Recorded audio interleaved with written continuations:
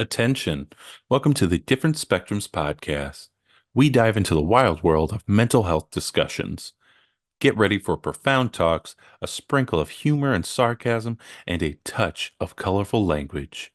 Just a quick heads up, our show reflects our individual opinions, which may not align with the standpoint of the podcast, our featured guests, or any related corporate entities. Our mission? To illuminate through laughter and satire because everyone needs a good chuckle. Chill out and don't stress over the small stuff. Legal troubles? No, thank you. Cancel culture? Please spare us. We'd rather keep this space lawsuit free. So buckle up, have a good time, and join us as we navigate the vibrant realm of mental health on the Different Spectrums podcast.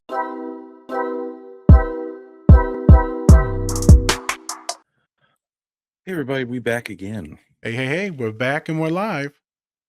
I'm Spencer, your co-host, and of course we have our licensed clinical therapist, Naz.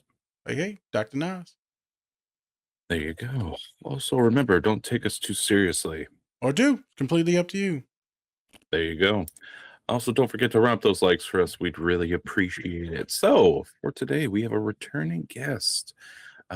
She is a seasoned trauma therapist and EMDR specialist who spent nearly a decade helping people process deep wounds, build resilience, and also find strength in healing. She is a licensed mental health counselor. She's trained in trauma focus, somatic, and also culturally sensitive approaches.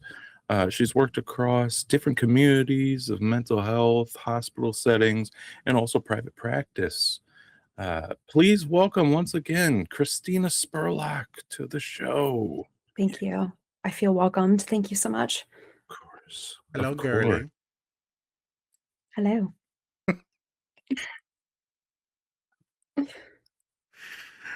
How are you guys doing? He was going to let me sit in that one. I knew it. Yep. So today we're going to be talking about the movie Napoleon Dynamite. A few topics we're going to be covering today.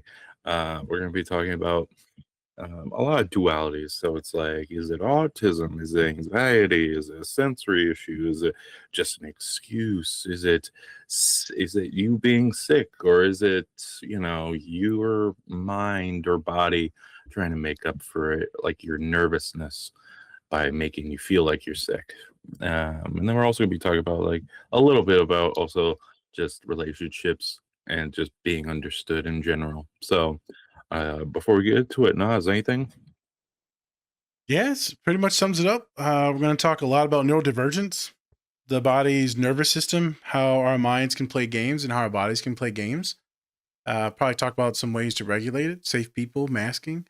And then we're going to talk some shit and laugh, and also see how the homie's doing and what you've been up to. Yeah. Learning about people's bits. Their bits and their parts, definitely. The bits and their parts. Yeah. You gotta learn about it. Absolutely. Yeah. So yeah, my practice has definitely took a turn since the podcast in a good way. Wait a minute, might kiddo. add. Wait a minute, kiddo. We gotta do the transition, then we interview you. Oh, okay. Perfect. Yeah. I was fucking ready. Jump right in. Yeah. So before, that's it, kid. We're gonna get into the show now. Let's do it. Whoop whoop. Whoop, whoop. Whoop, whoop. There it is.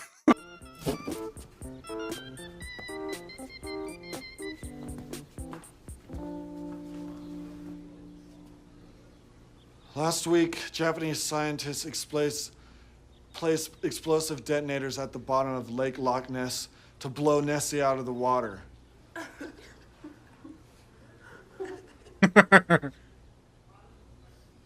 Sir Court Godfrey of the Nessie Alliance summoned the help of Scotland's local wizards to cast a protective spell over the lake and its local residents, and all those who seek for the peaceful existence of our underwater ally. Could I use your guys' phone for a sec?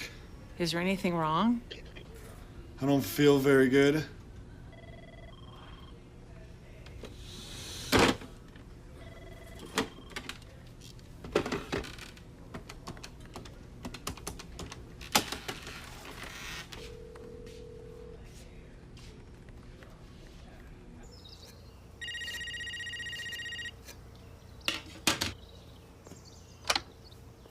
Hi. Is Grandma there? No, she's getting her hair done.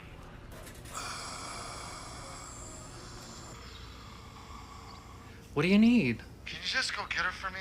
I'm really busy right now. Well, just tell her to come get me. Why? Because I don't feel good. Well, have you talked to the school nurse? No, she doesn't know anything. Will you just come get me? No. Well, will you do me a favor then? What? Can you bring me my chapstick? No, Napoleon. But my lips hurt real bad. Just borrow some from the school nurse. I know she has like 5 sticks in her drawer. I'm not gonna use hers, you sicko. See ya. Ugh. Idiot. David Demke, please come to the office. David. So many songs we forgot to play. So many dreams swinging out of the blue. But let 'em come true. Napoleon, when did you get here? Just a couple minutes ago. Have you guys seen Trisha anywhere? No. She probably just went to the bathroom. Are you guys having a killer time? Yes.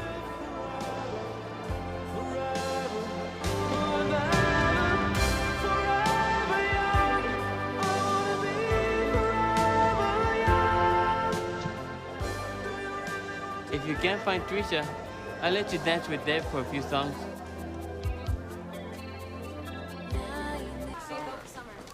Vote for summer. Yeah, All right, guys, vote for summer. Hi, vote for summer. Hi, ladies. Vote for summer. You guys voting? Do you think it's kind of warm in here? No. I think they have the heater on or something. It seems pretty good to me. You don't feel like your head is burning or anything? No. I'm gonna go home and lay down.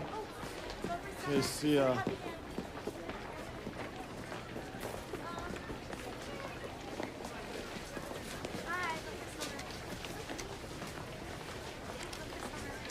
Vote for Summer. Yeah, right, I'm not voting for her. Then who are you gonna vote for? I'm voting for Pedro Sanchez. Who do you think? Hey, Don. Can I have one of those buttons?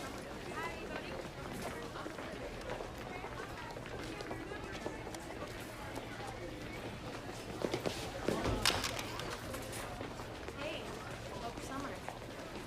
Hi, vote for summer.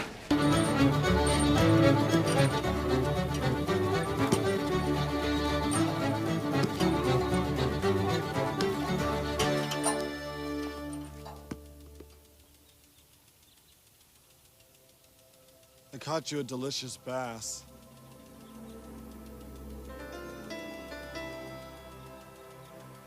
You want to play me?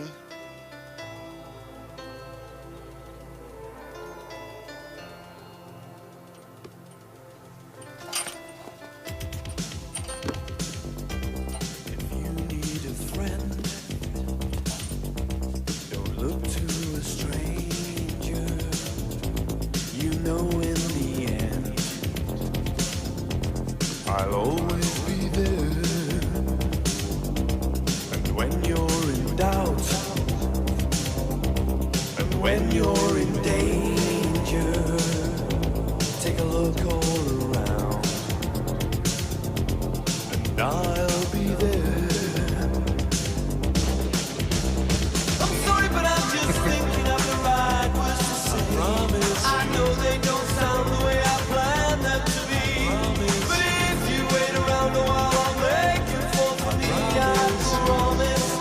I promise. Hey, Tim, we're back again. We're back. We're back and we're live. This is live. Is the correct way to put on chapstick. Kristina, what's the correct way for a man to put on chapstick? Well, I mean, obviously you got to hold it with two hands, right? And you got to just kind of move the lips around, I think. Is that not I don't know how men put on chapstick. Is that not the right way? I mean, Oh, Oh, it's not? God. it usually is the way, no matter what gender you are. Right? That's what I was thinking. Yeah. You know, That was Unexpected. That was unexpected, Kristina. Okay, I will tell my group therapy that is the correct way. Got it. Thank you. Can't confirm. Yes, double fisted. I think that's the only way. Yeah. I'm not telling that to the girls. I'm not. Gay, straight, doesn't really matter. Nope, not happening. But okay, there we go. You heard it. That's the correct way. You heard it All here right. first. Yeah. Spreading correct information. Yeah, I've never double fisted. Here we go. All right. So, Kristina, what have you been up to since you're just so eager to get into it? Just so eager. So eager. Yeah. So since being on the podcast last, I have sent most of my clients in for neurodivergent testing and screening. Most of them came back with ADHD and autism. And Wow. so, yeah. And so it's kind of been like a really awesome shift for my practice to kind of that being one of the things I'm working towards being my specialty, which is great. Like I mean, I'm ADHD myself, so I already knew that I was attracting like all the awesome ADHD folks, but then to find out that I'm also attracting the like autistic folks was great.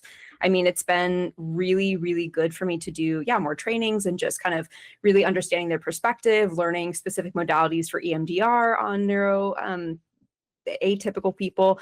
No, I don't want to say that. That's weird. Neurodivergent. That's the word I'm looking for. Yeah, all you ADHD. Yeah. Oh fuck, I fucked that word up. ADHD. There it is. ADHD. Yeah. Yeah, so that's been great. And then within that, I have been learning more about IFS therapy, so internal family systems therapy.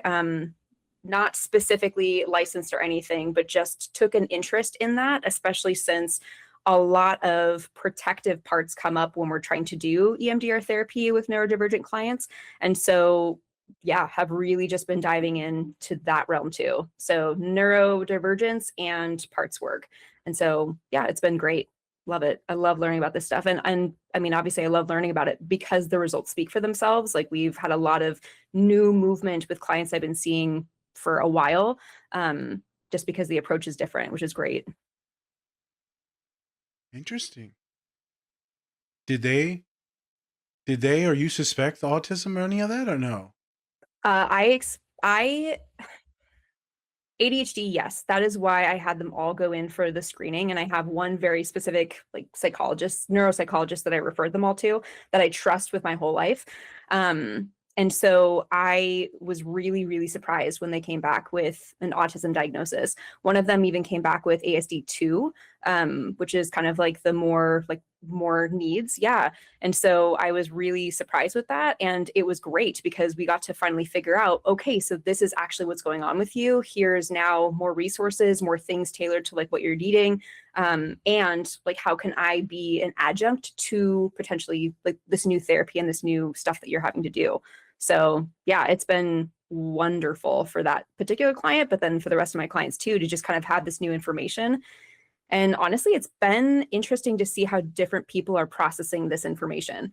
It's been great. Like it's just been kind of like almost grieving the fact that they didn't have this information when they were younger, because I see adult clients. And so most of them are in their 40s and 50s. And so they're getting this diagnosis and it's like, okay, well, great to know now. And also, what about the other fucking previous 40 years that I had that I didn't get my needs met, or I had to go through life as a neurotypical person or a masking neurotypical person. And like, that was not my reality. So it's been very, very interesting and really eye-opening to see how different people process this information. For some, it's extremely empowering, and for others, it is devastating. Any suicidality pop up? Yeah, for a couple. Yeah, it's been really, again, really difficult to navigate for some of them. Yeah. Interesting. What about as a therapist? How are you processing it? Because when I find out shit and I don't figure it out till later, I feel kind of bad. I'm like, oh, I fucked this up. I could have been. I feel like I let them down. Yeah, I feel like it's, and I'm also really trying to be like, it's not my fault. I'm also the one who referred them to get this testing. And so I am not a specialty in autistic traits or autism. And so that's not my wheelhouse. And so it makes sense that I missed it. And also I feel really bad that I missed it. There you go. Yeah. Okay. I mean, do you feel like, I know like therapists, especially, like you have like your lanes that you stay in, your specialties and stuff like that. What do you think about like getting out of your comfort zone? Like obviously you just talked a little bit about it, but in general, how do you feel about therapists getting out of their comfort zone and going towards maybe like a topic or just something that they're not normally used to doing, especially maybe if they don't see those type of clients, but maybe it could help them out in the long run if they could see more clients that are different than normally what they take in. Totally. Well, and also like if the specialty that they're seeking out is like highly overlapping with the population they're already seeing, like that's yes, for the love of God, please go do that. If one day you just wake up and you're like, I think that I'm going to specialize in OCD today. Fuck all these people. I'm just going to go do it. Like that's a little weird. Right. That's a little too hard of a pivot, right? But like, if you're like, no, I'm noticing this trend. I would like to learn more about this, or as I'm learning about this, I'm actually finding that I want to, do this as my specialty now, kind of like how I'm leaning towards like IFS. It feels really, really good. And also too, it's just really nice to learn new information, especially with somebody who has ADHD. I am bored almost constantly, not with my clients, but just like continuously doing the same thing for them or recommending the same fucking things for them. It's like, let's try something different, please, for both of our sakes. And so that feels really good to like be seeking out new information and being involved in trainings and things like that and trying new things and just kind of seeing if it works. I love how you said the qualifier in case your clients hear this. I'm not bored with you. It's no. not you, it's me. It's not. It's literally me. Yeah. It's me. Yeah, it's my brain. Could you go into what does that mean though? Your brain's always bored. What does that mean? Yeah, I think it's not necessarily bored. Maybe it's more just like, well, I don't know how political we want to get, but in the context of being a therapist in America right now, it is very challenging to try and make positive progress when like you are constantly being bombarded with fucking terrible news. And like this isn't new for, folks of color. Like they've had to kind of deal with this for a while. And also like it is really, really difficult to just be constantly bombarded, especially with like the Epstein list stuff. And being a therapist who specializes in sexual trauma, almost all of my clients are having a reaction to that, which is completely valid. In fact, I'd be a little concerned if they were not. And so it feels more, the boredom feels more like hopelessness a little bit, where it's like we're trying so hard to accomplish these other things that they want to work on or these goals they want to achieve. And yet the thing standing in the way is this constant bombardment of just bad news. And so for right now, the boredom feels more like just the hopelessness piece of like, God damn, we got to try something new. We got to get out of this rut. We got to do something because what we're doing right now is not working. And I know it's not my fault that it's not working. And also it's still like, let's do something different. That shit sucks.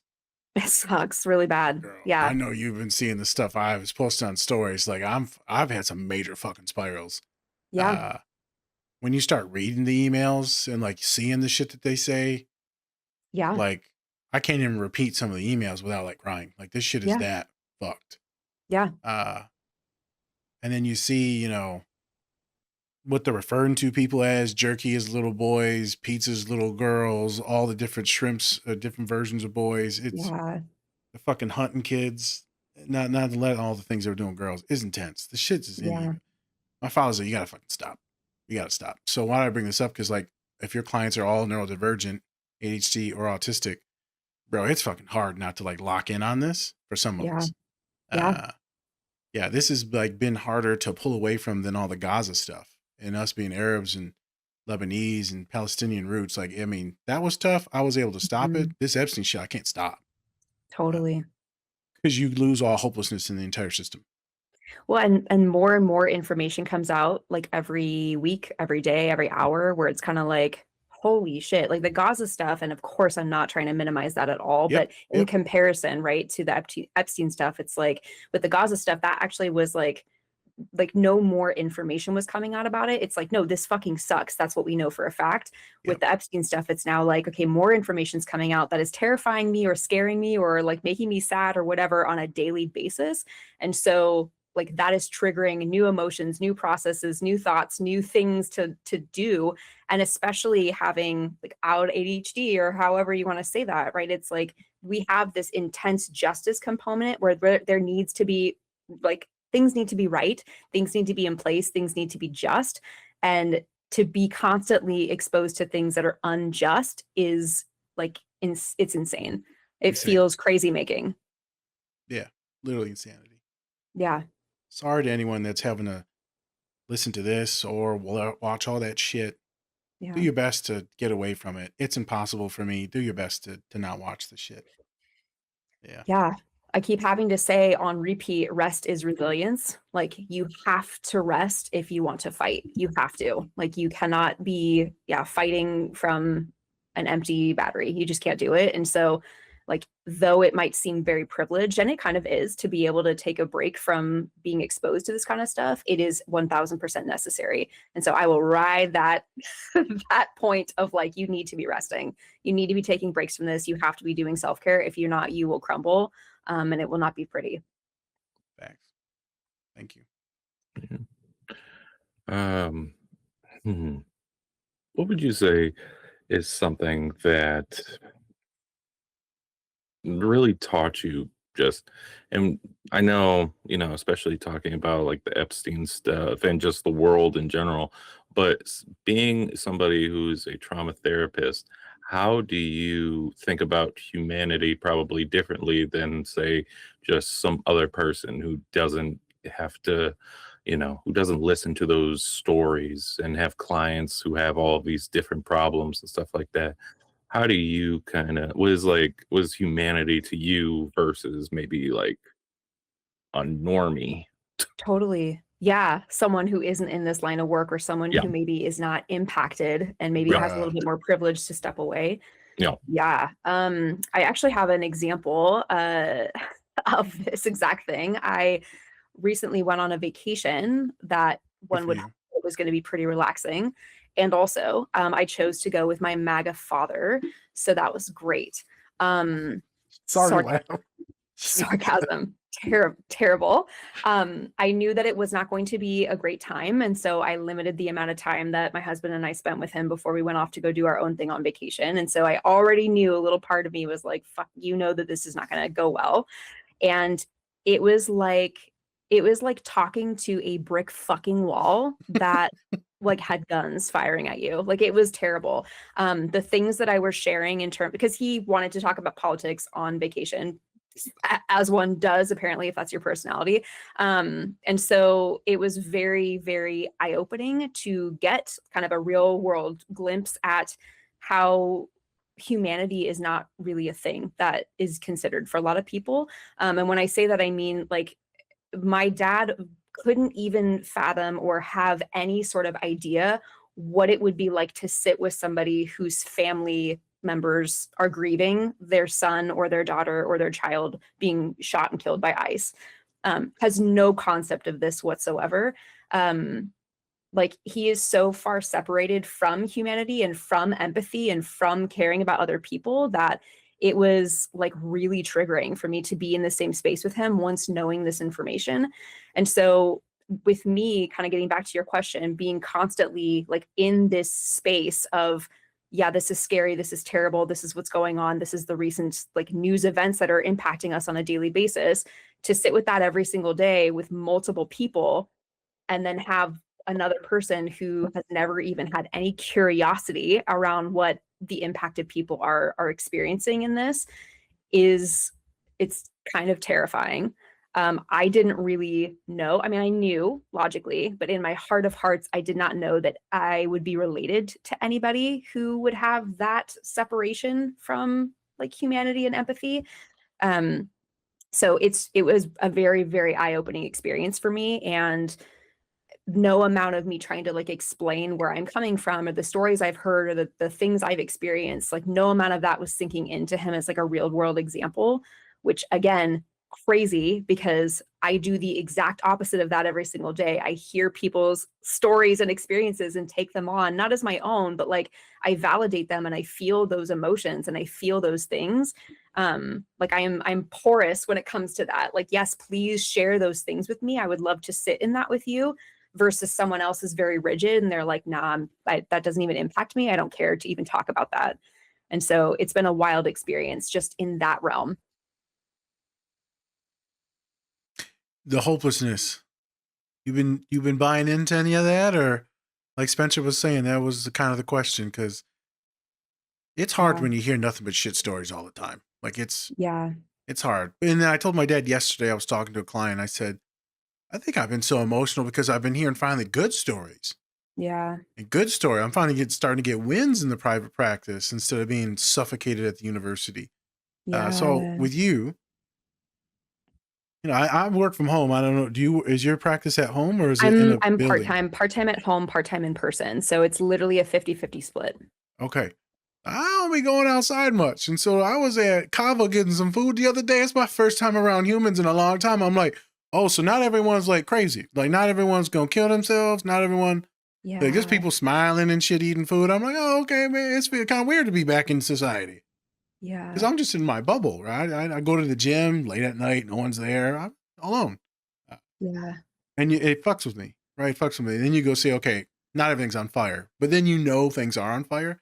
Yeah. How are you dealing with it? Yeah. I am lucky enough to have known myself well enough during COVID to have had a job where I was with people like even through COVID and made a strong effort and am paying out the ass for an office because I know myself well enough to know that if I create a bubble for myself, I will be so fucked. Like if I literally don't leave my house, if I don't talk to people, I will be putting tinfoil on my windows. I will be wearing a tinfoil hat. I will be like falling down the rabbit hole. That is one of the reasons why I do not have TikTok, because I know myself well enough to know that I would not be able to escape the grasp that the algorithm would have on me. Like I just know. And so for me, I have made strong efforts to like be with people in person. And even now, like I'm trying really hard to shift my private practice to be mostly in person, just because that energy I feel it's just so needed right now. You can go on social media and talk to 40 people at one time, but sitting in a room with one person sometimes feels less lonely, And so for me, like I just have noticed that like even just sitting in the same space, sharing the same air with my clients has been something that's been very grounding for both of us. Okay. So you've been doing what you need to do to protect yourself from the hopelessness and the chaos. Totally. Yeah. Okay. Cool. Trying my best. Oh, it's a bitch, bro. It's a bitch. Yeah. I mean, you were just talking about, but like, do you think like social media is like helping or hurting people who are in trauma recovery? That's a really good question. I think it's both. Like I really can see both sides of that. I can see for folks who are looking for answers in their trauma recovery, for folks who are maybe more heady, more cognitive, more intellectualizers, they get to have access to infinite information, including ChatGPT. But I mean, especially on social media, like they get to have access to all the therapists, all the information, all the trauma coaches, all the whatevers to heal. And also that isn't enough. You could know all the information, but that doesn't fucking mean you're going to be healed magically. I wish that's how it worked. I wish. If healing was linear, that'd be great. But Right. like, yeah, that'd be super. But like but also, so there's too much information out there for social media for people who are trying to heal. And also it does provide a really validating space for people who have experienced trauma to like go and be like, oh, I'm not the only one who feels like this. I think that I truly believe that if I was seeing a trend where therapists' presence on social media or like the impact of being on social media was extremely harmful and there was no positive, I probably would have gotten rid of my account a long time ago. Okay. And also like, I know that like I feel like I'm making a difference or I'm trying to like, have a positive impact on some sort of social media thing by, just being authentic and showing other therapists and also people who see therapists, like we don't have our shit together and that's totally fine. That doesn't mean that we're going to show up to the space fucking, in pajamas and like eating cookies and crying. That means that like we're humans, we're authentically humans, and we need to show up the way that we need to show up in order to give you space to show up too. Do your clients know that you used to be a hot mess? Oh, yeah. Okay. Used to.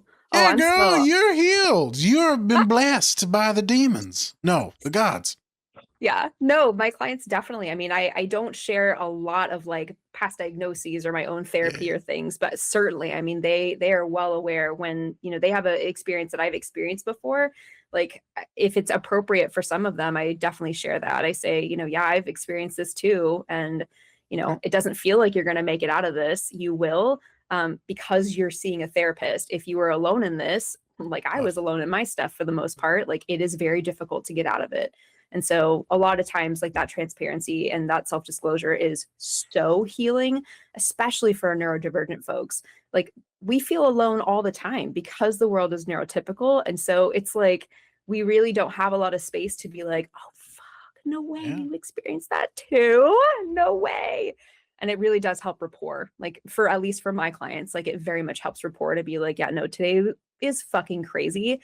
I'm going to take a 5-minute break to just breathe so that I can actually authentically show up for you versus me trying to like push through that and be like, no, everything's fine. This is great. I'm having a great day. Yeah. I've had a couple clients surprise me recently where they'll bring up something political. I'm like, oh shit. They're like, I need to do more. I'm like, oh shit. I didn't think you would be caring about any of this stuff. Yeah. So I've been pleasantly surprised by a few folks. Totally. Yeah. Yeah. I have a client who's a therapist and her and I, for just a brief moment, like used her therapy space to both kind of complain a little bit about like, why aren't more people upset about this shit? Why aren't more people like angry about this shit? Why aren't people like doing something about this shit? Why isn't it coming up in more of our therapy sessions? Like, yeah, we were both pretty on the same level with that of just like, what the fuck is going on here? Like, we can't avoid everything always. Well said. Well said. Okay. So,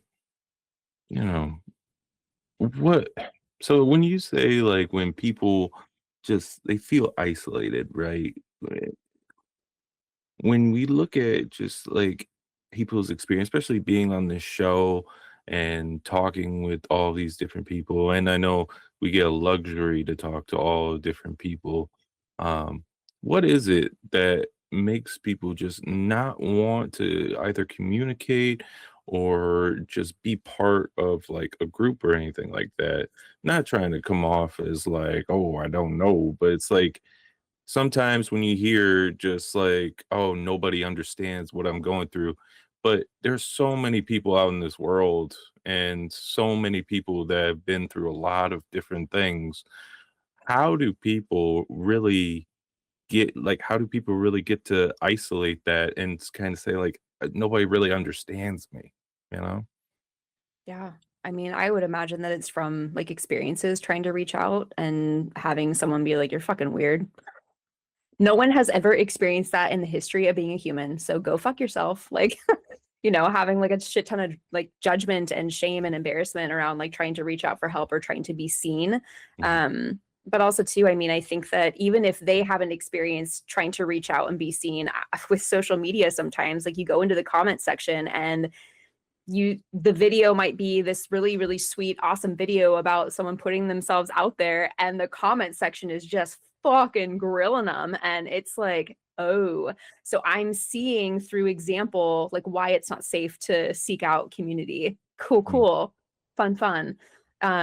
So, I mean, that, and I mean, for me, even like that, going through the comment section or like just trying to, I don't know, figure out ideas of things to post and stuff. I mean, witnessing how other people treat other people has been a huge deterrent for me to also be like, yeah, I'm not going to be super authentic on this. Or like, I'm not going to say everything that comes to my mind because like, it's not super safe to do that. I would say, Spence, you'd be surprised how small it starts, how little it starts.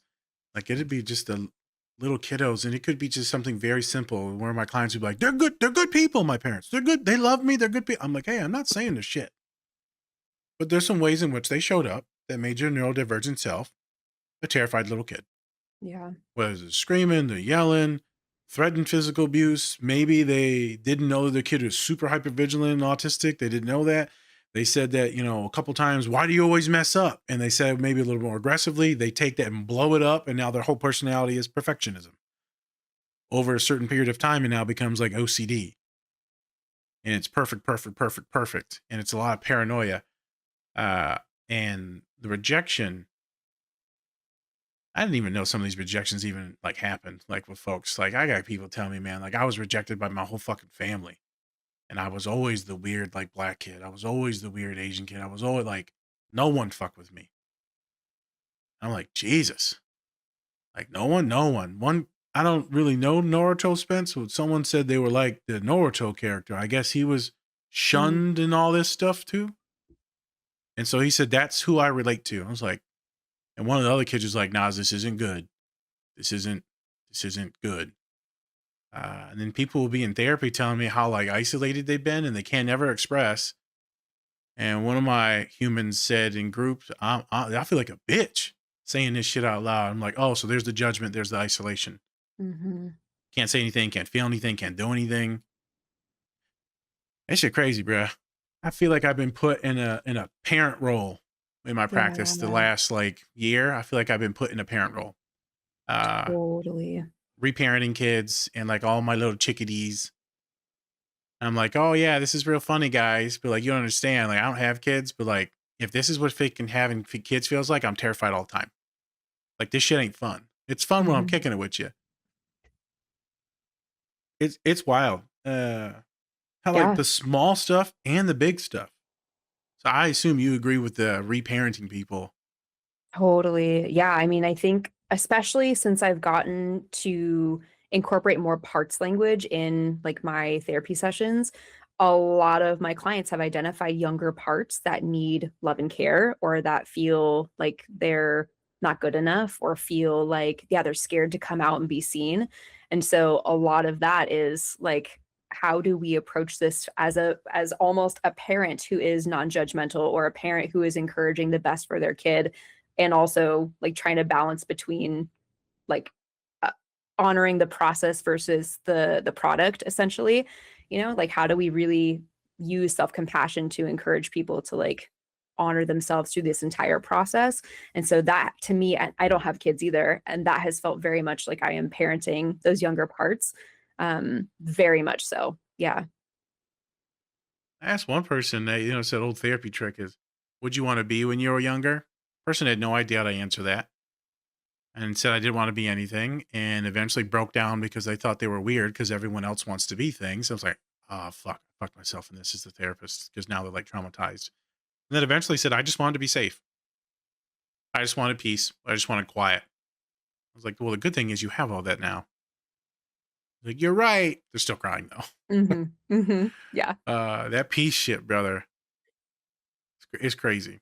Yeah. Peace, love, safety, acceptance. Like it's apparently a lot to ask for.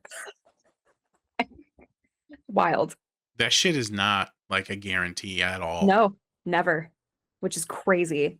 Never. And I think that's like one of the main reasons why I don't think that I will have children is because like I could try my absolute best, but I do not know if I'm going to create peace, love, safety, and acceptance for kids. Like, I don't know. I don't work with kids. I don't know. So yeah, I'm terrified that I would say something and it would be like, oh, well, they're fucked now. All right. My God. CPS got them now. It's fine. Yeah. They're in a better place. Did you kill them? Sorry. Go ahead, Spence.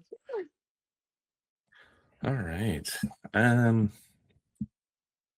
So how would you, when therapy is happening, someone's healing and you can see the progress, right? So how can you tell when somebody's making progress versus like someone having like avoidance and maybe disguising that they're healing, like while you're talking to them?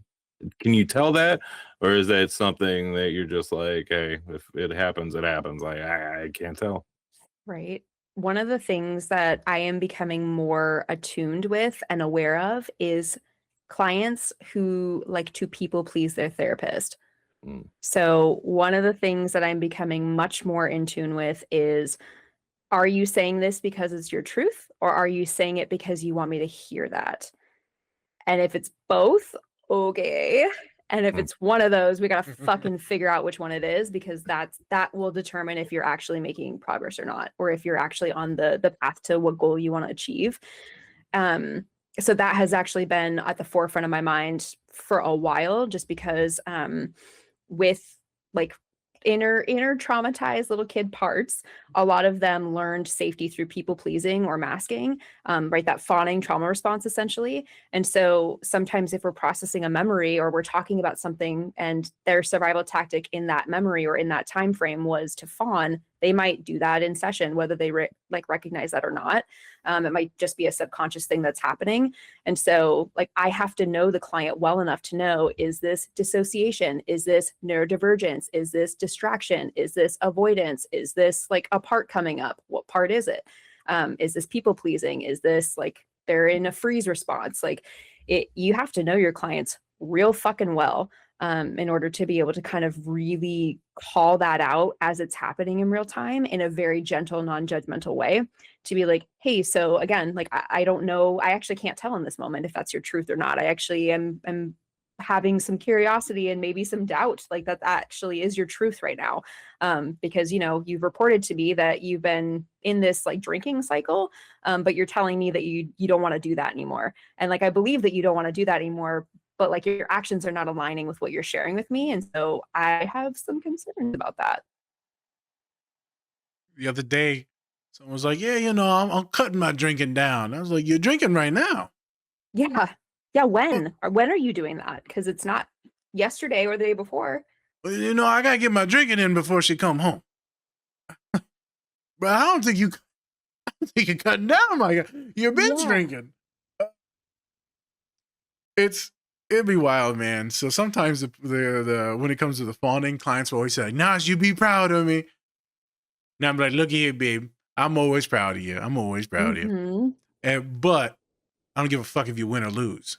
So I'm proud of you just like surviving and doing your thing, right? I don't give a shit if you win or lose. It is what it is. Yeah. But they always are trying to make us proud because they don't want us to be ashamed. And so it puts us in this weird position. So then we have to fight against it while holding all the other things that you said in your brain, which can be very mind-numbing. If you have like 10 of those clients back to back, or at least 3 of them back to back, it's a lot. Yeah. But yeah, man, they be trying to people please. I got one client that's really good at trying to predict what I say, and she'll like fight me before I even say it. I wasn't thinking any of that shit. Any of it. You got clients that do that? They'll be like, I know this is what you're going to say. Oh, I literally have a client who one of his parts is a therapist part. He's not a fucking licensed therapist. He has never gone to school, never been in a master's program. And yet he will sit across from me and he'll be like, well, I bet you're thinking this, or I bet you're going to say this, or like, yeah, you're probably right. I probably should do this. I'm like, I have not fucking opened my mouth yet. I have not said what I'm going to say yet. And I might surprise you. Like, I have not said what I'm going to say yet.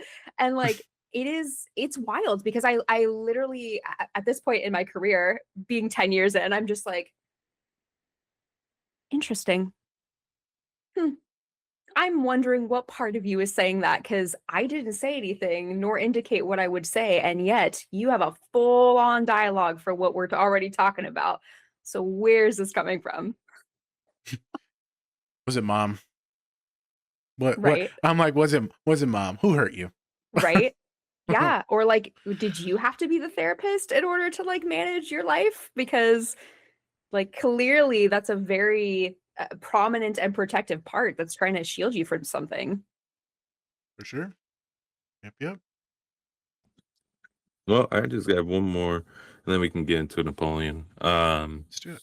So if healing had like a sound or an image, what do you think it would be?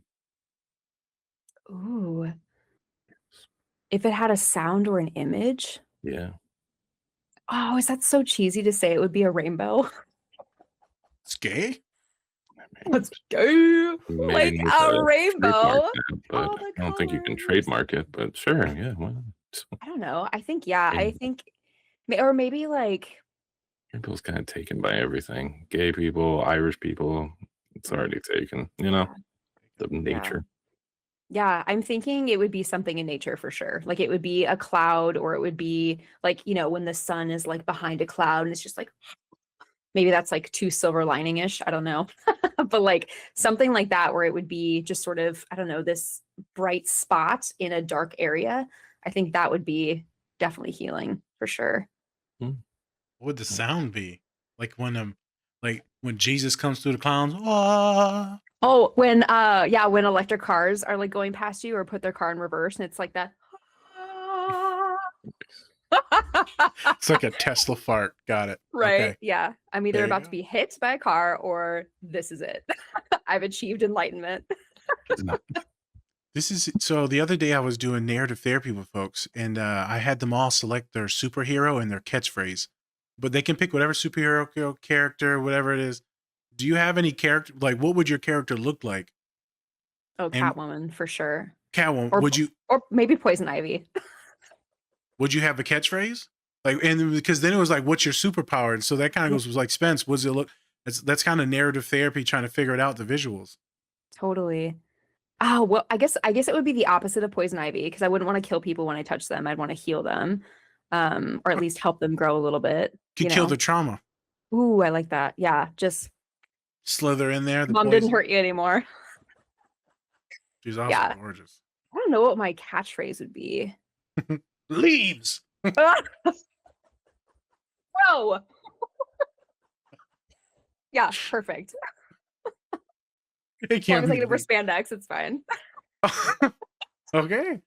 There you go. Any idea what your superhero version would be, Spence? And like what a pseudo catchphrase would be? No idea.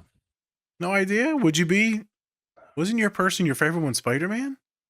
I do love Spider-Man. I don't know if I want that though. You know, You don't want to shoot webs out of your hands. It's only works when you're when you live in the city. You know, go outside the city, you're not doing shit. I actually never thought of that. Yeah, no, you're not doing anything. That's why he's in New York City, because it spreads out through such a big area. But like, if he goes out of the tri-state area, he's Yeah, what goes are to you the grabbing burbs. onto exactly? A Nothing. cow? Hope. Nothing. Faith. Ow. Just the air. Yeah. Just the air. Damn. That shit is foiled immediately. Wow. Yeah. There you go. All right. All right. Well, Let's do it. let's get into Napoleon Dynamite. Yes, sir. So, cult classic. It was one of those movies that was made for like $10. Yes. It wasn't. It was like $1 million or something like that. It was like It was not a lot of money. It was but it was not a not. lot of money. They used their own clothes for the thing. Did we look up when it was?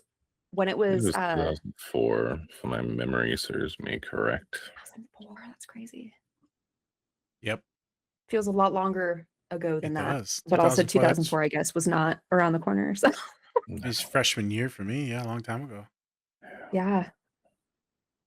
So Pretty early. 20 years ago. Jesus Christ, we're old. Yeah. Yep. Yeah. Yeah. I was in junior high, about to be a freshman. yes, everybody. Did you have a vote for Pedro shirt as well? Or- I did not. But can I just say I would love to vote for Pedro right now? Yeah. Hey, he was ahead of his time. Yeah. Ahead of his For time. sure. Yeah. Absolutely. 2004, running for student body Yeah. and Mexican in Yeah. Idaho or wherever the fuck. Yeah. Crazy. Yeah. Yeah. Thought he could ask out Summer Wheatley, the most popular girl in school. Like, Yeah, this guy that's had right. serious balls. He did. Yeah. He did. He was not scared. He was not Mm-mm. scared. Yeah, and even like the principal in the chapstick scene, like he was ready to be like, "You don't understand. You don't speak like that's not how this works." So it's that fucking. It's not even subtle. It's just that racism. Just being like, Absolutely. "Hey, fucking Mexican, better get to know our ways around here." Yeah, it's he like, literally goes on to say, like, you know English. This isn't hard. yeah. Yeah. I Holy saw shit. that when we were playing. I was like, oh. Yeah. Yeah. Fun times. And they're back. So what was like the reason that you wanted to do Napoleon Dynamite? I think for me, Napoleon Dynamite was one of those movies where when I first saw it for the first time, I could not stop fucking laughing. And that was not the general reaction for a lot of my friends that watched it. Like they were like, "Oh, he's such a fucking weirdo." Like, and I was like, "No, this is the funniest shit I've ever seen in my life. This is one of the best movies that has ever come out." And it lived in my DVD player for years. Years. Like that was the only movie that I would watch. I loved it. And I to this day, I could probably tell you because I rewatched it today. I could probably tell you why I liked it. If you asked me back in the day when it first came out, what do you like about this movie? I literally couldn't point anything to you. I'd be like, I don't know. It's just fucking hilarious. And I truly think it's because like it is one of those movies where the characters were not hot. They were not like you didn't follow the most popular person in the high school. You followed somebody who was actively getting like beat up and still like doubled down on being like a badass. It was just kind of an underdog story, and I just loved it. I loved it. I probably saw a little bit of myself in Napoleon and probably Pedro just being like, yeah, I don't feel like I fit in at all, and yet like I'm making the best of it. There you go. Yeah. Also, Hillary Duff's sister's in it. Hillary Duff's sister's in it. She plays Summer Wheatley, and I was watching that. I was like, oh my God, that's Hillary Duff's sister. I'm like, damn, that's probably where they spent most of the budget on just to get her in the Absolutely. movie. I really think so. Yeah. And probably spending money on the Jamiroquai song. Had to. So in this first scene, what we got, the first scene is the presentation, talking about old Loch Ness. Blow Nessie out of the water. Blow Nessie out the water. So what was it about this scene that really spoke to you, and was something that you saw of it being like autism versus like having anxiety? Yeah, when I was rewatching this, that scene stuck out to me because you really can't tell in that moment, right? You haven't watched enough of the movie. It's only 6 minutes in.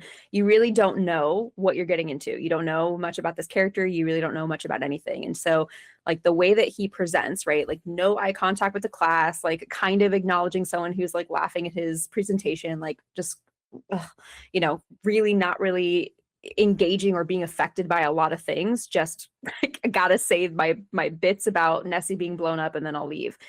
Like you don't know if it's anxiety, you don't know if it's autism, you don't know if it's ADHD, you really don't know what's happening. And I thought that was a really good scene to just be like, this is it's absolutely hilarious. What he's talking about is fantastic. That's his current event, by the way. Like he's presenting about a current event about blowing Nessie out of the water. Awesome. But then, yeah, just the fact that you really don't know a book by its cover, you have no idea what he's going through. And I just love that that's one of the scenes, a very short scene that we see where you just really don't know what's happening. You don't have enough information. And so your mind is kind of like, I don't know, exploring all the different facets of like, what is going on with him right now? What is he experiencing? You brought up in the pre-production under-diagnosing and over-diagnosing. Yeah. So this would be one of those things where like if I had my therapist hat on, which I did when I was watching it today, and I was like, okay, so either this is a kid because he's supposed to be in high school. So this is a kid coming to therapy, or this is a parent maybe who referred their kid to therapy who, has trouble making eye contact, has trouble like building relationships, is getting bullied in school, things like that. Like what is going on with him? Like he's your client now. Go figure that out. And I have a really, really difficult time working with insurance companies because I'm in network with insurance. I have to diagnose on the first visit. Like, how fucking unfair is that? I don't get that. That is so mean to like make us do that. It's very, very difficult to get a holistic picture. And so I worry a lot of the time when I'm seeing clients, am I over-diagnosing them? So for example, am I like reading too far into the symptoms that they're presenting? without, I guess, knowing the whole story? Or am I under-diagnosing them? Am I missing something? Am I attributing, their like supposed anxiety symptoms for potential masking or having trouble, just being neurodivergent in a neurotypical world? And so that was kind of the connection that I made there with, yeah, it's awful. I hate to over pathologize. And especially kind of going back to our conversation about things that are happening in the world right now. I have a lot of clients who are like, I'm experiencing a lot of anxiety. I'm experiencing a lot of depression. And I'm like, yeah, because super scary things are happening every single day. So this doesn't mean that you have a disorder. This means that you're a normal person reacting to unnormal or weird or terrible circumstances. Valid. I've been having more of the Nas plays doctor vibes recently. So so this shit, I'm like, this could be anxiety, this could be OCD, but like, I think you need to go see the doctor and do some blood work. Yeah. And they come back, pre-diabetic, and that's what's causing some passing out. They're crapping everywhere. It turns out it's an eating disorder that has messed up their biome in their stomach, and it's flushing through like pooping. I'm like, what the? I had another kid. I'm thinking it's like the stimulant they were on, and it wasn't actually a stimulant. I think they might actually have AFib because that's a thing in their family. And I'm like, oh, that could be why we're tired and all this other stuff. Totally. I'm just like, bruh, it's trying to diagnose and trying to figure out what is extremely difficult. I got folks that are like, I think I'm this, I think I'm that. I'm like, wait a minute. And then I'll slap on a diagnosis and be like, I'm not depressed. But I'm like, one, two, three, four. All these other things. But it only happens sometimes. But I'm like, it's sometimes, but like all the time throughout your life. So then my diagnosis is reoccurrent mild fits. Like, you're going to fight me on this, but you didn't fight me on autism? I don't. Right. Whatever, kid. Yeah. Send in my documentation. Yeah. Right. Like, hopefully I get reimbursed for some of the work I'm doing. Yes. Hopefully. Yeah. Like a huge, amazing, impactful thing that a psychodynamic professor shared with me one time is rule out physical symptoms first. So like any physical symptom that this client might be experiencing, like send them to a doctor, send them to an appropriate referral, send them to a specialist, rule out any physical symptom that might not be attributable to mental health stuff, but would be impacting their mental health. But like, you got to make sure that you rule that shit out first, because yeah, if they're experiencing fibromyalgia, which typically is caused from, prolonged trauma, but whatever. If they're experiencing any sort of things like that, it's just, you have to know, like, is it this or is it this? And oftentimes, like, it's a mix. It's physical symptoms because of mental health symptoms and mental health symptoms because of physical symptoms. And so it is really, really difficult to ask us as therapists to be like, you need to know exactly what's happening here. And it's like, I understand that that's our job. And also humans are very complex. And so like, I'm going to give it my best shot because you'll want a diagnosis on the first fucking visit. And then we're going to maybe like tailor this as I actually get to know this person. Why'd you say the fibromyalgia thing? Well, I have a client who they're experiencing a lot of symptoms that fit fibromyalgia. And they went to a bunch of different doctors to just try and see if that was what was happening. And their doctors could not find anything. And so that's kind of how we knew, okay, so it might actually in this instance be more like mental health symptoms triggering physical symptoms. But then they were diagnosed with some other thing. I can't think of what it is.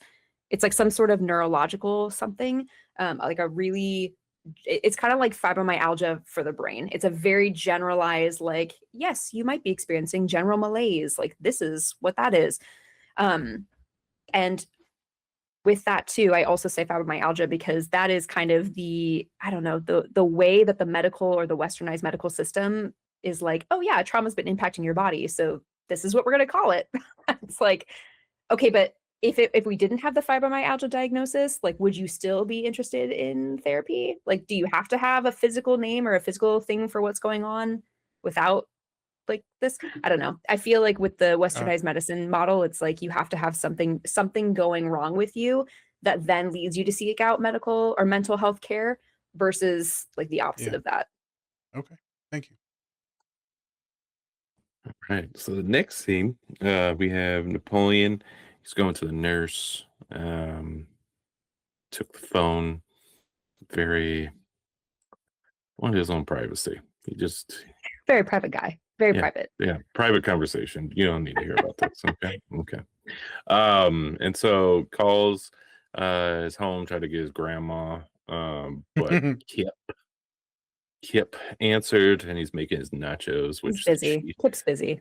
I love how the cheese always gets bigger every time it cuts back to him. Mm-hmm. Cheese mounds. It does? It does. It does. Ooh, varying cheeses. I love that. Yes, he loves his cheese. Loves his nacho cheese. And so he's calling him up. They have a tumultuous relationship. They're not in the best of terms. They're brothers who are just outcasts. And so they're both kind of like, you're a nerd. No, you're a nerd. And they're both fucking nerds. But it's like, what, to try to be out nerd each other or try to act like one's more normal than the other. And then he tries, like, Napoleon's just trying to get out of school because you brought it up. He's getting bullied in school. And I mean, he's a very nervous guy, even though he doesn't seem like it. Very nervous. And he just wants to leave school because he's not feeling well. And then he tries to ask for chapstick. And then, of course, he gets denied that as well. So everything getting denied for good old Napoleon. For old Mr. Dynamite. Old Mr. Dynamite. And so you wanted to bring up more sensory issues, as well as just having like excuses and things like that. Do you see this from your clients a lot, of them like trying to either get out of something by saying like they don't feel well or that they just don't want to do it? Or because you work with adults, and so they could easily just not do it, but they also give you an excuse with it just so either maybe they feel better or to make you feel like, oh, what's wrong with them? What's going on? Like, what's your kind of take on this? Yeah, I mean, my clients know me well enough to know that if they had a reoccurring like tummy ache or medical emergency or whatever it was that led them to continuously cancel appointments or not show up or be late or whatever, that we would probably have a conversation to dig a little bit deeper, right? Like, this is now a reoccurring pattern. We got to figure out what's going on here. In terms of like having this experience where a client is using like, I don't know, their body is doing something in order to get them out of it, or they're just kind of making excuses. Like, the only experience I really have with that is working with adults who are parents of teen kids who are going through this. So like the parent that I'm working with as my client, they don't really understand where that boundary is or where that line is between, do I cater to my kid if they say they're wanting to come home from school because they're sick, or do I like kind of let them push through and figure this out on their own? And so I have a couple clients who like, they have very different approaches for this. One is like, nah, fuck him, he's fine. Like, he'll figure it out. And the other one will literally drop everything to go rescue her kiddo from school. And so like, I don't know if either of those approaches are great. I don't know if either of them are wrong. Like, it's really hard to say. But I think what's really interesting in this scene is the fact that he was at first saying, I don't feel good, I want to go home. But then when that wasn't an option, he then pivoted to something different to get something else out of that. And yeah, I was like, my man's trying to work the system. He's just trying to get something out of this. Yeah. And also, yeah, I mean, I love the fact that like the thing that he goes to is, my lips hurt. My lips hurt real bad. I want my chapstick. I don't want to use the nurses. I want to use mine. And I was like, I mean, honestly, for some people, like having chapped lips is enough to ruin their entire day. Yeah. I'm one of those people. Like, I get it. I totally get that. I don't even know why it's so bad some days. Like, you'll be good for like 3 days and it'll just be fucking skin horrible. ripping off. And I'm like, bruh. Yeah, bleeding. Like, what is this? Is it water intake? Is it just dry? I don't know. Some days are bad. Mm-hmm. And you wake up with them busted. How do you wake up with them busted? Right? Were you talking in your sleep? What was happening? No idea. No idea. Well, and especially somebody who talks for a living, right? Especially at this point in my life and my career, it's like, I need my lips to work a little bit. Like, just a little bit. You ever get paranoid that they can see your busted lips? Oh, or that I have like boogers hanging out of my nose. Oh my God, anything, any defect on my face. I'm like, please don't look at me. Thank you. My God. The point I wanted to make on there is the fear of being perceived. Do you feel like clients have a fear of being perceived, like the ones that you work with? Yeah, there is something that I learned. I'm trying to think of what the name of it is, and I probably won't be able to come up with it. I can't think of what it is, but essentially, like one of the things that I'm learning is when I'm doing EMDR with neurodivergent folks is it safe to go in their body? Not me, but like, is it okay for the client to actually tap into Mentally. like Yes. mentally go into their own body and actually feel what they're feeling? And so like when it comes to being perceived, right? So there's the perception of the person being understood, being validated, like accepting things like that. But then also it's the actual, like you're acknowledging them not only as a whole person, but like an entity with feelings. And so like it's sometimes for them, it's okay to just be perceived as the person in front of you. But if you go a little bit deeper, sometimes that is where it really hits a nerve or they're unable to do it for various reasons. Valid. Valid. There you go. Yeah, I brought it up because when he hides, I have a lot of clients Mhm. that hide. They just hide. Unlike being Yeah. seen, heard, spoken of, no special interests. Like they're just quiet, docile humans. And it's not because they're just like that shy. It's usually they've been morphed into that from the isolation that we were talking about that Spencer brought up earlier. So it's that fear perceived is like huge with neurodivergent folks. Yes. Yeah. And I mean, especially like if Napoleon has had a history of bullying, like in his house with his brother, and then also like at school, it would make a lot of sense why he would not want anybody to overhear any information that he has to share, because all of it could be used against him one day. There you go. Okay. Yeah. Also got bullied by his uncle. That hasn't happened yet, but he also gets Yeah. bullied by his uncle. So it's like he's just losing on Uncle all. Revo is a fucking skeevy little perv. I did not remember how weird he was until I Yeah. watched it. He's bad. Yeah. Yeah, he was trying to get teenage girls as moms to like get like boob lifts or something like that. Yeah, like the natural herbal supplement Oh that'll yeah, make you have that's bigger right. bosoms. Yeah. And he was trying to get the teenage girls to do it too. Okay. I Yeah. thought so. Yeah. I thought it was just like their moms and he was hanging Mhm. out with them, but no, it was them too. Yeah. Yeah. Oh, Uncle Rico. Throw Yeah. football over those mountains. Perv. Yeah. Jeez. So before we move on to the next one, what would you do if, like, say you had a kid who like called from school and was just like, my stomach hurts or something like that? What would you do? So the closest thing I can relate to my kid would be my dog. If my dog could talk and he was like, I want to come home from doggy daycare, my stomach hurts, I would rescue him in a heartbeat. I'd be like, let's go, bud. Like, we're going. I'm going to take off a whole day of work, maybe even the whole week, depending on how much time you need. And we're going to fucking go and I'm going to cater to you. But like the therapist version of me would probably say, that if a kiddo was calling home from school and being like, hey, I'm not having a good time, kind of like with my clients, I would look at it as a pattern. Like, has this happened before? Is this out of the norm? Like, is this something that I know that they do? Is this something that we even talked about? Like, hey, buddy, I know that your, stomach is hurting. So if it does, call me from the nurse's office or whatever. But yeah, I mean, I would encourage them to probably try and push through, depending on the level of severity. And if this was totally like within the norm, I'd be like, yeah, it's probably fine. Like, you'll be okay. Maybe if you're not okay in the next hour, like call me and we'll figure it out. But if this is something that was totally out of the blue, I would be panicking. I'd be like, let's figure this out. I'm gonna come get you. And yeah, don't worry about it.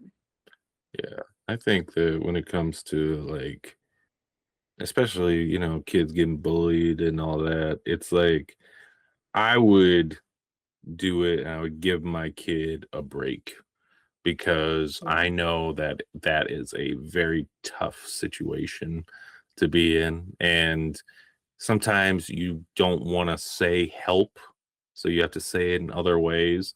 And so like if they do it multiple times, I'm like, okay, we got to talk about like what's going on here. But also I would get them out of school, like not to the point where like they get in trouble or anything, Yeah. but more to the point of where they can actually just have a break for a little bit. Because, I mean, school in general can be tough, especially on what school you go to. Not just like bullies and stuff, but academically, like it's very tough. And it's And very safety hard. too. Like it's And not safety. safe to go to school sometimes. This is true. Yeah. So, I think giving your kid a break at some point is something you gotta do. But, Totally. okay. Yeah. And you would hope too that like, and of course, like again, I'm not a parent, so I don't know how possible this even is, but like I would hope that like your kid feels comfortable enough with you to like, actually tell you what's going on, right? Like, Mom, I'm not actually sick. I told the nurse I'm sick, but like I just so I could use the phone and like I'm calling you because I am getting bullied at school, or I really don't feel like I want to be here, or like I'm feeling really sad, or whatever that is, right? I would hope that like I would have a relationship with my kiddo enough to where he would tell me that. But also, like, I know that that's not possible for a lot of kids based on various reasons. So yeah, like I might have to read between the lines on that and be like, all right, I'm hearing that you're sick, but it sounds like it's something more. So I'm going to come and get you. What's the youngest client you've had in your practice or worked with? I used to work with teens. And so Okay. I've seen like 13, 14, 15. I used to work for a foster program. Okay. Yeah. Yeah, I've got a few of those 13, 15-year-olds. Bro, I forgot how horrible it was. And me and Spencer have talked about it on the podcast with other people. It's bad. Like, yeah, they'll show me the text messages and all that from the folks. I'm like, why are y'all evil? Like, why are y'all fucking with this little girl? It makes no sense. Like, I'll be telling them, like, there's got to be other people. She's like, they're all trash now. They're all trash. I'm like, girl, there's got to be some nerdy kids. They're like, they're too weird. I'm like, but they're probably going to be nice. Mm-hmm. I don't know, man. It's difficult.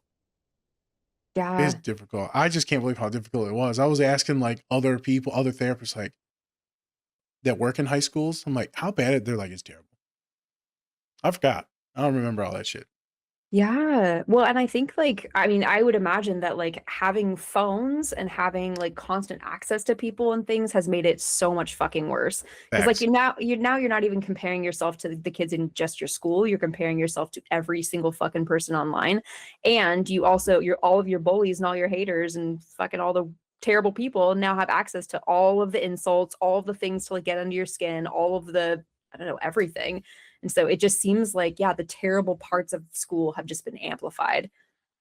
Someone told me that. One of my clients told me that. I think one of the young ones, they said, you didn't have to grow with this. And I was like, you're right. It was MySpace and it wasn't on your cell phone. Yeah. We still had the flip phones. Yeah. Yeah. So we got to miss that shit. All right. Could you make it these days in the schools with fucking smartphones? I don't know how I'd be able to make it. I wouldn't be able to make it. Oh, no. I'd just be scrolling. Yeah. Yeah. Definitely be cheating. Yeah. Oh my gosh. I know. I saw something the other day that was like, and when I say the other day, I mean like 6 months ago, that was like, you better start eating healthy now and exercising because your future doctor is passing their tests on ChatGPT. I did see that. I did see that. All right. Can't wait. So the next scene is the dance scene. So the Napoleon actually asks out like the most popular girl in the school by drawing a portrait of her. It's terrible. It's a terrible. He spent 3 hours on the shading on her upper lip. Oh God. Her eye. You should have spent more time on her eyes. Or just her head. Her head in general, yeah. Yeah. And then the mom, so Uncle Rico was selling her some Tupperware or something like that. And then he was pretty much trying to get a sale out of it. So he told her that Napoleon was very slow. And so the mom felt bad. And so still wets the bed. And he said, yeah, and still wets the bed. And wets the bed. So pretty much just embarrassing him on all fronts too there. And then the mom's pretty much like, you're gonna take him to the dance. Like, you know you're going to that dance with that boy. Yeah. She's like, fuck. Trish is like, fuck my life. God damn it. And he shows up in a fucking lowrider with Pedro's cousins, I think. Yeah. What a movie. If you don't think this is real, go watch it. Mhm. It's true. It's all true. And so they go to the dance and then they ditch him because why wouldn't they? You know, why wouldn't they? Mhm. And so they ditch him, and then now sees his friends and then just like having a good time. Yeah. Mhm. Also, the suit they got was actually pretty snazzy. You know, even back then, I was like, you know what? That suit's actually pretty dope. I'm not gonna lie. I love that it was on a woman mannequin. I That made mean, me you know, so happy he that does have like a woman's physique. he saw it on the woman's mannequin and was like, that is the coolest fucking thing I've ever seen. And then he bought it. He didn't buy the ninja stars though, which is sad. But, Yeah, that's a bummer. Should have got those ones. Hmm. And then he finds a dance tape, and then that ensues. But what about this? What is this? Like more about like finding your people. Like what is this? Like finding your people and sticking with them instead of trying to be with the cool crowd, because you try to do that and you're gonna get seen as just out of place, right? And then he finally finds his friends, and now he's actually having like a better time. So Yeah. What appears segregation. what appears to not be a good time on the surface, like when he's just kind of standing there with all three of them, he's like, you having a killer time? And like, yeah. And then that's it. And then no smiles, no laughs, no nothing. They just stand there and watch everyone else dance. And it's like, okay, so on the surface and potentially in any other movie created at that time about a high school, this would not be the best time. This would look like you're just like not having a good time. You're excluded from the dance. You're like, just kind of off in your own world. It wouldn't be good. And in this movie, I mean, I think that one of the reasons why I really like it is it kind of keeps you on your toes, because you're like, I think they are having a good time. I think this is their version of like having the best time ever, a killer time. And yet, like, you really wouldn't notice that if you're not paying attention to who they are as people and how they express themselves. Yeah, I don't know what year it's even like technically set in. Like, I don't know if it's like 2003, 2004, Oh man. or if it's like a whole other time, because they dress also like they're in like the fucking 80s. Yeah, I think it's supposed to be the early 90s is when the movie is set. Oh, that makes sense. Okay. Yeah. That makes sense. Yeah, fair enough. Fair enough. Yeah, I never really thought about that when I was a kid. I was just like, this guy's funny. Yeah. Put tater tots in his pocket. I mean, like, Right. Yeah. who isn't as good as like who wouldn't do that? It's a Like, brilliant idea. yeah, Literally in your brilliant. pocket. Why not? Yeah. Introduce him to Rafi from fucking The League. He always had hot dogs in his pocket. Pocket dogs. Yeah, I don't know Yes. if he would like Rafi that much. Oh He's no, kind of a Rafi was pervert. definitely a pervert. Yeah, 100%. Another Yeah, Rico. Yeah. yeah. Oh, all right. So, let's just get to the last scene. So we want to do this thing with like tetherball, right? So throughout the whole movie, Napoleon is asking people, do you want to play me? And every time he gets shut down, no, I don't. Like, ugh, why don't I play fucking tetherball? I'm trying to play basketball over here, volleyball, fucking foursquare, something like that, kickball, anything. But you want to play tetherball? All right, dude, do your thing. And then finally, so after him and his chica, I forgot her name. I'm so Deb. blank. Deb. Yeah. After Deb, so the whole thing, they get into a fight because of Uncle Rico. Uncle Rico is literally ruining his life. Literally. Hmm. And so because Uncle Rico also gave her that like supplement thing, right? And so while they were taking pictures of him, Yeah. He was a like, fucking creepo, like he's real being creepy. Like it Yeah. looked he was gonna assault her, like really Ye- creepy. yeah, and they were just in a basement alone. Yeah. Wasn't good. No. Wasn't good. And so she was just like, fuck you, Napoleon. It's like, what did I do? It was not my fault.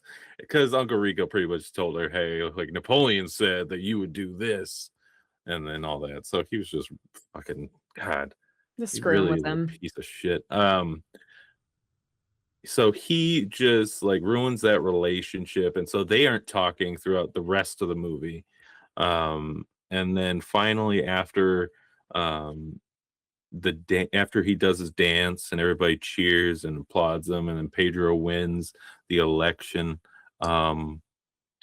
he's just like, hey, you want to play me? And then she's like, all right, fine.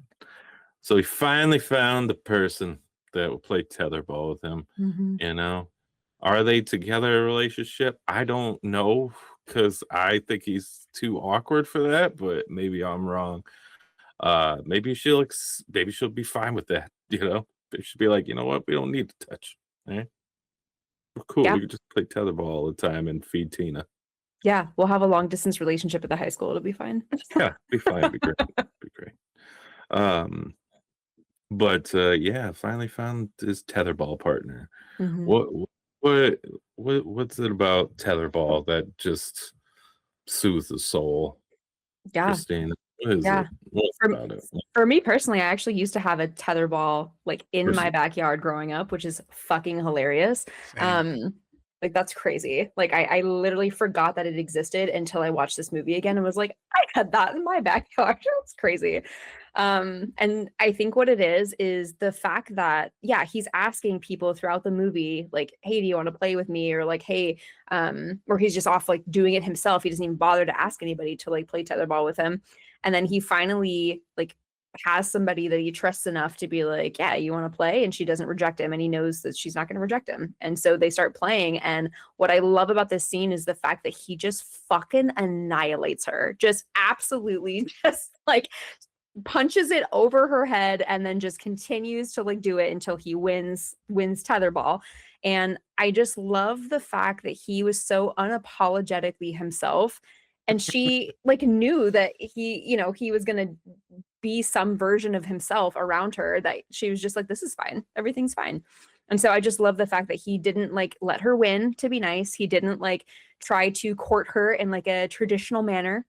He was like, no, like if you agree to play with me, I'm going to treat you like I would anybody else and kick their ass. And it was fantastic. I was shocked how he was hitting that thing. I ain't gonna lie. I didn't, because you said he kicks her ass, and I was like, I was waiting for him. Like they're just playing. Oh wow, okay, yeah, no, Yeah. he's like, Yeah, here he goes. that's intense. That was intense. It's my turn. Yeah. Yeah, he was letting out a lot of aggression on the tether ball. Thank God it was tethered. For real, girl.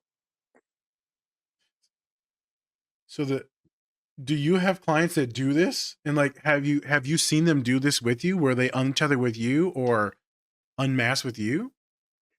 Yeah. I mean, I'm fortunate enough to have a caseload right now where I think the rapport with each of my clients is good enough that it feels very authentic. It feels very much like if they have a problem with me or with the therapy we're doing or the work or themselves or whatever, like there are very few barriers for them to communicate that, which is great. Obviously I still have some clients who like put up some walls and all that stuff, which is totally like, that's totally fine and normal and part of the process. But yeah, I mean, I definitely have clients. I even have a client that called me a fucking weirdo the other day, and I like laughed, like a huge belly laugh. I was like, that is amazing. Please give me feedback like that always. Like that's amazing. And so yeah, I feel fortunate enough. And yeah, I mean, it's pretty amazing when you finally get to that point in therapy where they're unapologetically themselves. It is like amazing because chances are they have never been that for anybody else before or with anyone else before.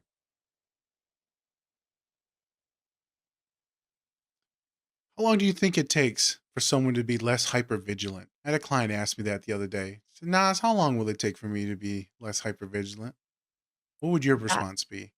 My response would be, how long have you been hypervigilant? Like, I guess what initially triggered that or what continues to trigger that for you? How long have you been in that state? And have you done any work to like actually experience what it's like to not be hypervigilant and feel safe in that? Because I have a lot of clients who, we work on, vagus nerve exercises or like calming down or whatever, taking a break from being hypervigilant when it's safe to do so that the body can get used to not being hypervigilant and having positive experiences to put in their bank to say, actually, we don't need to be hypervigilant anymore. The threat has passed. So it can take anywhere, and also too, it also depends on if the triggers are currently happening for them. So like if they feel safe in your therapy office and are not hypervigilant there, but then they go home to like a domestic violence situation where they have to be hypervigilant, I mean, the hypervigilance is going to last however long it needs to last. And so if they're totally safe, no threats, they're working actively with a therapist, they're doing the exercises that they need to be doing outside of the therapy room, it could take anywhere from like, I don't know, a month to probably 10 years. I mean, truly, like, it is a very vast window. It just depends. Yeah, it really does. Yeah.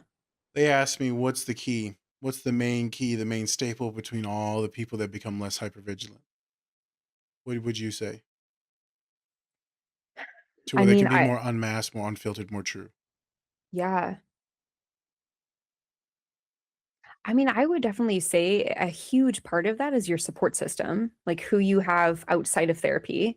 You know, who is it outside of therapy when we're not talking, you know, that makes you feel heard, understood, not judged, calm, you know, kind of that co-regulation, right? Who is it that really helps you feel like you are sane and okay and things are going to be fine? Because yeah, I mean, if folks don't have that outside of session and they only have it in therapy, that is only going to take you so far. What I said you got to have one good person, Yeah. one good, like, healthy relationship. And that healthy relationship could be platonic. If it's romantic, fantastic, Yeah. because it's very, very impactful. I've had multiple clients this year say, Nas, why is my depression gone? I was like, let's think about it. Homeboy's Yeah. really good for you. He's making you feel like you're not a piece of shit and maybe you want to die alone and that you actually have worth and you actually could be loved. Totally. Oh, okay, Yeah. got it. Yeah. It's all unconditional support, meaning that I can say something stupid or I can do something. And obviously, if my intention is not to harm people, like this person will still be there for me. They'll be there for me and they'll stick with me and they'll tell me, hey, it's not your fault. Like you're okay. That's what I took from the scene. When you brought it up and you talked about unmasking, being unapologetically you. Hmm. Okay, that was it. That's what I want to get your opinion on. I love it. All right. Well, let's hear some pluggos, Kristina. That's all I got. Do you have anything else, Nas? Some pluggos. Yeah. What are you doing? What's going on? Are you taking any new clients? Can we send people to you? What states do you work in? You know, Yeah. So I am not accepting new clients right now. fantastic. I have a wait list. So folks Okay. are interested in working with me. They're more than welcome to email me or contact me through my website and can get on the wait list. I also really enjoy giving referrals to people. So if for some reason like my wait list is too long, like right now I don't even have an estimate of when I would be taking somebody again, but if the wait list is too long, I'm more than happy to work with somebody and try and help them find a therapist that works for them. And it's illegal for me to take money to do that. So that's something I totally do just out of the kindness of my heart, is to really help somebody find a good fit for a therapist. And so, yeah, like I pretty much what I'm doing right now is I'm just plugging away, seeing my current clients, but then also really focusing on, unmasking on social media. So having a really good time, like creating a normalized environment for new therapists or old therapists or any therapist really to feel like you don't have to know all the answers as long as your intention is not to do harm to your clients. Like you'll be okay. Like you're probably one of the safest people that your client has. Like it'll be okay.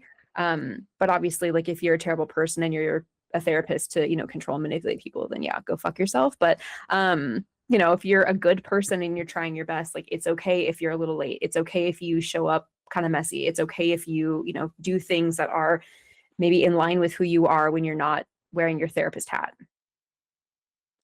What's your handle and what states are you in? Yes, I am in Washington State, so only licensed in Washington. And my handle for Instagram is at Health Insight Counseling. All right. Once again, Kristina Spurlock, thank you so much for being on the show again. Obviously, come over whenever you want. Just want to say thank you once again for being on the show. Had a fun time once again. With that, I'm Spencer. That's Nas, Different Spectrums Podcast. Everyone, much love and remember, take care of yourselves. Or don't. Mhm. It's completely up to you, homies. Peace.